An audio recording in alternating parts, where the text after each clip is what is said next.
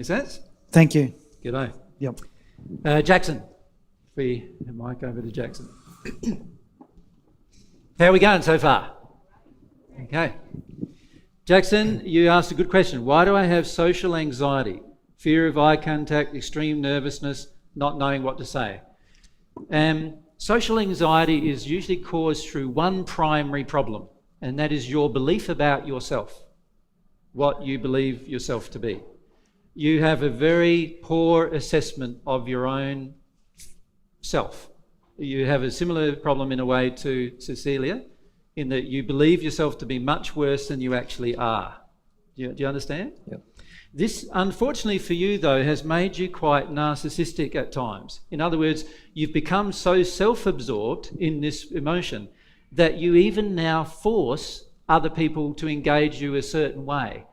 And it's only the people who show a really strong direct interest in you that you will engage. Yeah. Does that make sense? That So someone has to come up to you, grab you, sit you down, say, I want to know you, and then you'll engage them. Other than that, you don't put yourself out in the world and start demonstrating a desire to engage the world. So that's an addiction. Yeah. An addiction to withdraw from everybody is feeding this fear you have that you're not good enough to withdraw, to engage everybody. So that's one of the primary issues. Does that make sense? Yeah, that makes sense. Yeah. The other issue I feel you face is that there are times when you're very passive aggressive with it. Does that make sense? So you'll feel sorry for yourself, and sorry for yourself that nobody's taking interest in you. Does that make sense? Yeah, You know that feeling, right? Yeah. And the key for you is to allow yourself to feel why you feel so sorry for yourself. Yeah. And this is you actually deciding to not challenge the addiction you're in. Okay. Does that make sense? Yeah. Yeah.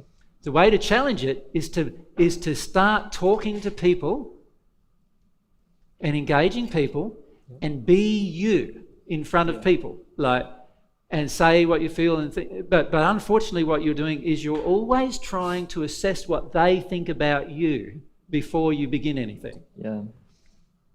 You're going to have to give up other people's opinion of you.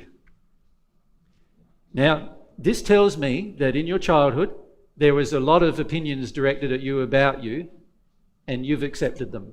So that's where the hurt is. Okay. Yep. Having opinions from your parents or your family or your upbringing, in your case, grandma, dad. Yeah. Yeah. And, at school as well. Yep. Yep. Where people have told you certain things about yourself that you've accepted. Yeah, that's all I know, really. Correct. Entire school, yeah. Yeah. And you are very open to being told negative things about yourself. Yes.